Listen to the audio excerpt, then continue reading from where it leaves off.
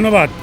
আগে কিছু মুরব্বীরা বলতো পিপিলিকা পাখা গজায় মরিবার তরে। যদি পিপিলিকার পাখা গজায় আর যদি কানা সাপের যদি চোখ ফোটে তখন কিন্তু সেও বিভিন্ন জায়গায় দৌড়াদৌড়ি করে, বিভিন্ন জায়গায় লুকু করে। কেননা তার চোখ ফুটে গেছে। সেই চোখ ফোটার পরে সে কি করবে দিশা পায় না। রক্তের গরম, টাকার গরম, অহংকারের গরম, তাই সে অনেক কিছু করে। তার জন্য অনেক মুরব্বীরা বলছে যে পিপিলিকা পাখা গজায় মরিবার তরে, পিপিলিকা পাখা গজায় মরিবার তরে। এ কথাটা আসলে বাস্তব, কিন্তু মিথ্যা না। কিছু কিছু লোক আছে আপনার সাথে চলবে, আপনার সাথে খাবে, আপনার সাথে পড়বে, আপনার সাথে ঘুরবে এবং আপনাকেই আবার সবল দিয়ে আপনাকে মারবে। তাই আমি সকলকে বলবো, এই বন্ধুত্ব কাছ থেকে, বন্ধুত্ব হাত থেকে সকলেই নিজ নিজ পথে চলুন।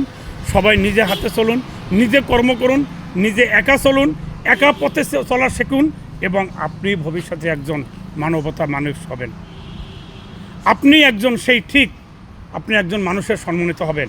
তবে একটু জানেন, যারা এই সমস্ত কাজগুলি করে, মিথ্যা অপবাদ, মিথ্যা কথা, মিথ্যা অপচারে এবং মানুষের সমালোচনা বা একজনের কথা শুনে, একজনের কথা আরেকজনের শুনে, মনে করেন তার পুরোপুরি তথ্য না জেনে, তার ব্যক্তিগত ব্যাপার কিছু না জেনে তার ব্যক্তিগতভাবে আঘাত দেওয়া, এই কাজগুলি যারা করে তারা অমানুষ, তারা মানুষ না, তারা অমানুষ, তারা মানুষ নামে কলঙ্ক।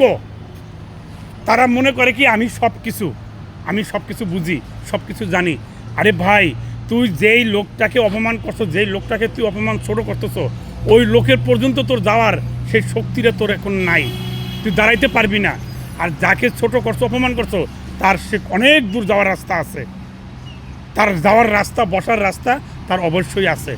তবে এটুকু মনে রাখবা, তোমরা যে যতটাই যাই মনে করো, কিন্তু যত দূরই তোমরা আগাইয়া যাও, যতই তোমরা বাহাদুরি করো, এই পর্যন্ত সকলে কার কার মোবাইলে কি ঘটনা ঘটছে, কার কার সাথে কি সমালোচনা করছে, কার কার সাথে কি করছে, ইনশাআল্লাহ আমি সম্পূর্ণ তথ্য হয়তো বের করছি, কিছু বের করছি, আইসিডি থেকে কিছু বের করছি, আর বাকি কিছু অবশ্যই আমি অবশ্যই বের করব।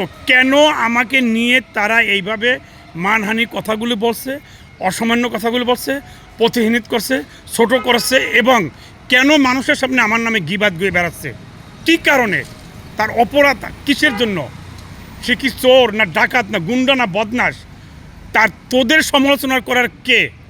তার সমালোচনা করলে আমার পরিবার করতে পারে, সমালোচনা করলে আমার ফ্যামিলি করতে পারে, সমালোচনা করলে আমার ছেলে মেয়ে করতে পারে, সমালোচনা করলে আমার আত্মীয় স্বজন করতে পারে। তোরা কেন করবি? তোরা কেন মানুষের কাছে আমাকে ছোটো করে আমাকে অর্থহীনতি দণ্ড করবি? কেন আমাকে ধ্বংস করবি? কেন আমাকে মানসিক রোগী বানাবি? কেন আমাকে টেনশনের রোগী বানাবি? কেন আমাকে হার্টের সমস্যা বানাবি?